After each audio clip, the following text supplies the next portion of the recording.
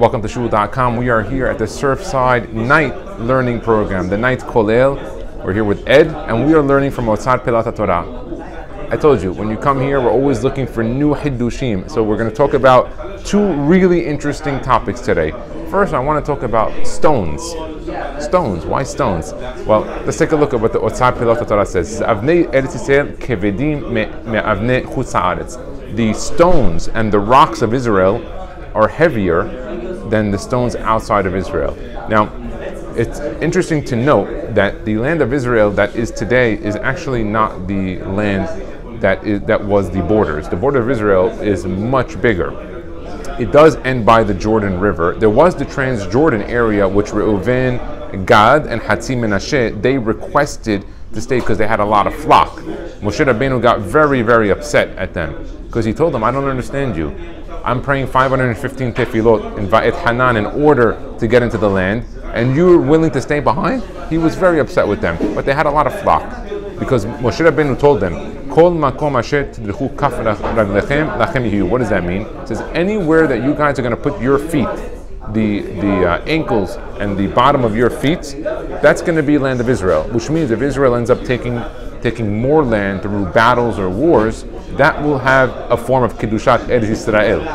Now, in the southern part of Lebanon, my parents are Lebanese refugees. Before they went to Israel, in Lebanon there was the southern part of Israel that they used to keep one day of Pesach because they literally were at the edge of Israel, and according to many of the poskim, that was Israel. In fact, to some poskim, it goes all the way up to Turkey.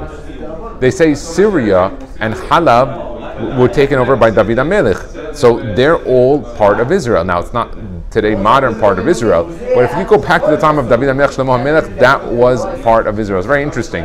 Now, even, let's say, for Sinai, if Israel would have not given back Sinai to Egypt, that would have had Kiddushat Eretz Yisrael to a certain extent for certain mitzvot. So here he tells you something interesting, that when people used to travel, they didn't have borders and maps like like we have today. So how did they know when they got into the land? Very interesting. B'Masechet Ketubot Daf Kuf Yud Bet, page 112a, Ita b'Shevach Eretz Yisrael. One of the praises of Israel, sheRabbi Hanina haya matkaleh. It says over there, Dibur Machi Rabbi Hanina, Keshe'ala Rabbi Hanina b'Babel Israel. Rabbi Hanina was in Babylonia. When he went to Israel, he wanted to know, Im kvar higia le'Eretz Yisrael. How do I know if I got to the land?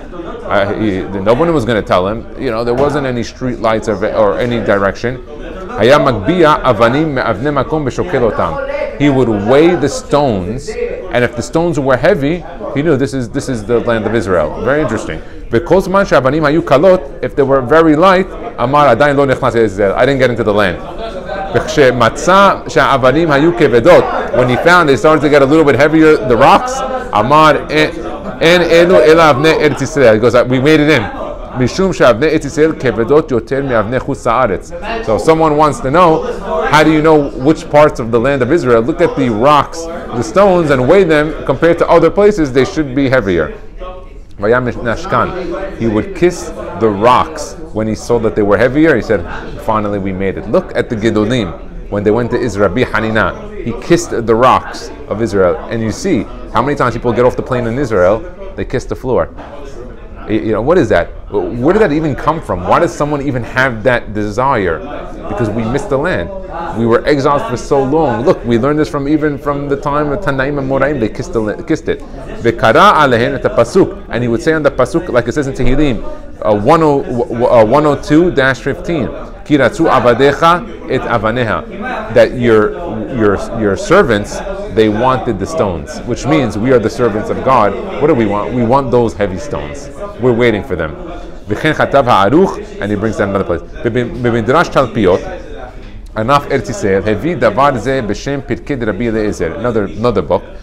Lefanenu lita she'avnei Eretz Yisrael kevedot me'avnei chutz haaretz, that the rocks and the stones are heavier than outside. V'katav od shebazeh hayu hachasidim harishonim mavchinim im ba'u legvul Eretz Yisrael. Even the Hasidim Rishonim, that is what they used in order to determine that they got in. V'hagaon Rabbi Yonatan Aibeshetz, one of these rabbis, katav dabar chidushu besifro tif'et Yehonatan.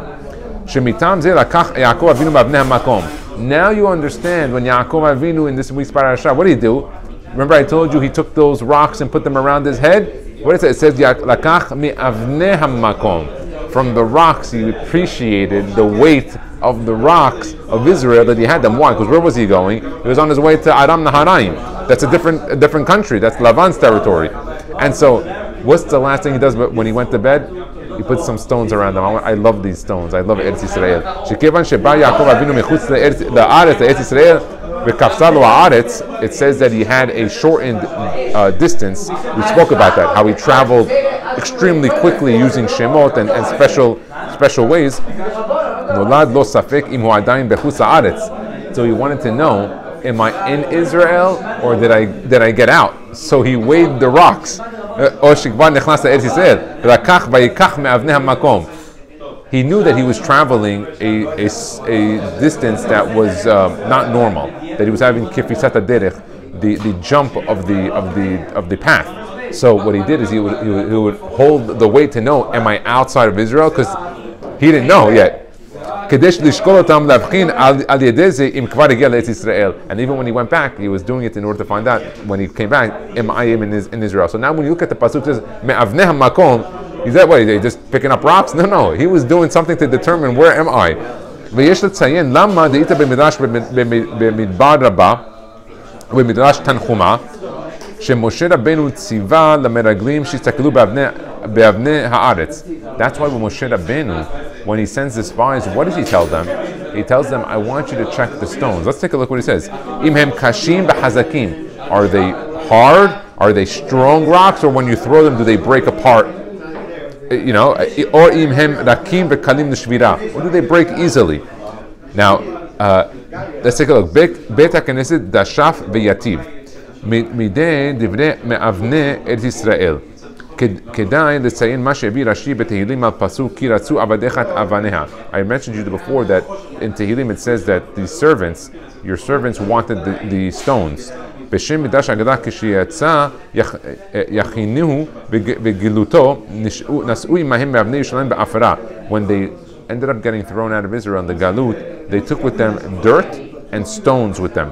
לבנות להם בבבל בית כנסת. In order to build for them a shul in Bavel using the stones and the dirt.